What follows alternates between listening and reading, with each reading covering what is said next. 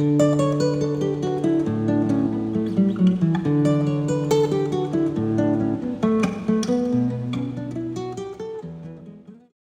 hello there. Top of the day, top of the night to you. Tim Warner back at it with you. And today I'm going to discuss why teaching IT in particular is so satisfying. Where do I want to start? Well, I want to tell a couple stories. Really, the main thing that I wanted to transmit today is just, I guess, some passion about adult education in general and teaching information technology in particular. Many, many years ago, almost more years than I can count, I nearly washed out of graduate school because, well, it's a long story. I think I mentioned elsewhere in my YouTube videos that I went to undergraduate university fully prepared to go to medical school and be a family practice physician, and I didn't make it into med school. And so I floundered, a long-term relationship broke up, so I was in a bad spot. Didn't know what else to do other than just stay at Cornell, enroll in their education grad school, because I did have enough self-awareness to know that education's my bag.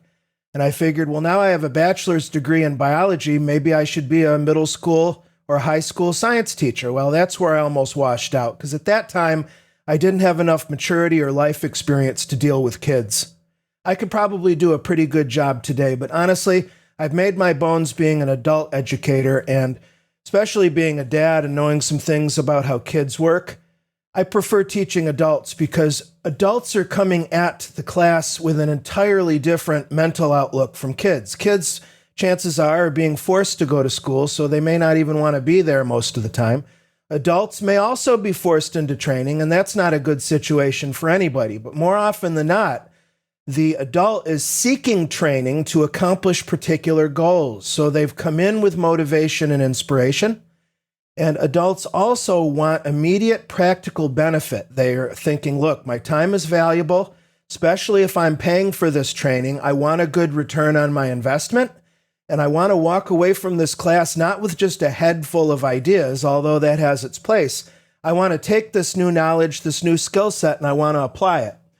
And I'm sure this applies to many industries, many fields of endeavor, but in IT, I found it is bare metal practicality. Let me give you a couple quick stories that really warm my heart and make me smile every time I think of them. They're some of my favorite experiences as a teacher over the last 25 years. Both of these examples happened to be at technical conferences, live in-person technical conferences, but I could also recite stories from online training or even pre-recorded training. First of these is I was teaching a 1-hour session on Wireshark network analysis, all right? And this pretty big room, it was a double-sized room, lots and lots of people.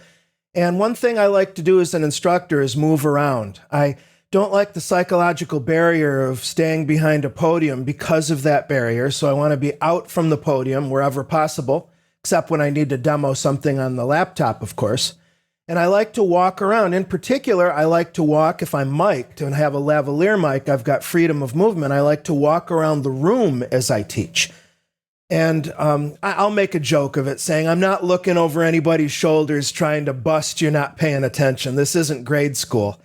But anyway, during this session, I'm teaching and everybody's really engaged. They're really loving this because Wireshark allows you to visualize. If you don't know what Wireshark is, it's a piece of software that allows you to visualize the network traffic coming into and out of your machine. So you can see at the frame by frame level exactly what's happening. It's like putting a deep microscope on your computer on its traffic.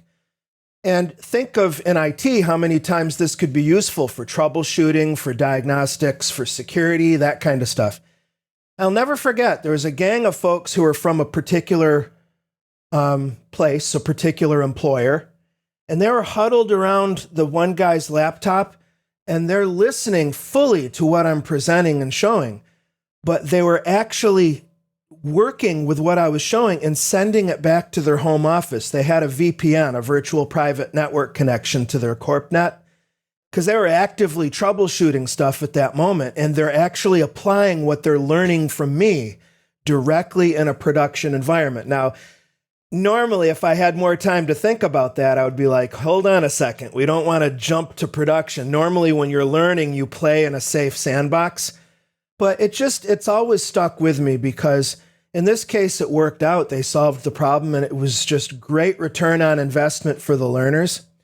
But just that notion of picking up new skills and immediately turning around and starting to apply them, that lights me up because I'm fundamentally a practical person and I'm interested in applying what I know. That's why I teach, because if I can't actually, if I don't have the occasion to apply what I've learned directly at this time, at the least I want to pass it on to others. The reason I hesitated, in full disclosure, is you might remember an earlier video in this series where I took apart the old expression, those who can't do teach. I think that's how it goes. And so check out that video if you want some more of my thoughts on that. But anyway, that's example one. Example two, again, was at a tech conference, another time, another city, another group of people, another large group. And I was teaching an introductory session on regular expressions. Now, regular expressions are a bugbear for many IT pros, even developers. What regular expressions are, it's a special syntax where you can use this collection of characters along with string data that you're searching for. For example, let's say that you have an Excel file with 100,000 customer records, and you want to just snip out the telephone numbers, or you want to gather every instance of a payment method like a credit card. All of those have a particular format, right? A credit card would be 4 digits, dash, 4 digits, dash. With regular expressions, you can write an expression to cover the simplest to the most complex string match. It's an excellent skill, but most everybody is afraid of regex because initially it's pretty complicated. But I was really inspired that day, and I think I did a great job on making the presentation a storyline with examples, and everybody was almost on the edge of their chair learning. It was so cool. I mean, it was so, so cool. And what makes it even cooler is that I had Mark Manassi in the crowd, and Mark, he's retired, but back in the early days of my career, talk about building your personal brand. Back when ebooks and electronic media weren't the main way that we learned IT. We learned it by going and buying a great big Cybex book like Mark Manassi's Mastering Windows Server. I mean, I'll never forget. It was like a telephone directory, and I read the thing from cover to cover. So Mark was and is a big inspiration for me. And to have him in the audience, that was really sweet. That was cool. But I since noticed at least one other person in that session went on. Actually, Mark did too. Both Mark and at least another person in that session went on at other conferences to present on regular expressions. And I would like to, I could ask them, it's been years, so I doubt they even remember. But I wonder if my session had any inspiration in terms of helping them get over that initial hump, that initial learning curve blockage, when they realized, wait a minute, this regex stuff actually makes a world of sense. I've got a whole bunch of use cases I can try this on. And because I'm a teacher, I'm going to start presenting this to others. I mean, that's beautiful. That it's like an unbroken chain of knowledge transfer. It's just the greatest thing ever. And, you know, we could get into the philosophical weeds with IT subjects, certainly. The more you get away from the practitioner level and into the manager level, that's something that's just not my bag. Talk about identifying one's professional passion. I am not a people leader. I mean, I imagine I could do a passable job at being a manager, but it's just something in my heart I'm not called to do. I am an individual contributor at heart, and ICs can make a good living if you keep an open mind, you diversify your skills, but still deep dive into those diversified skills so you can add value.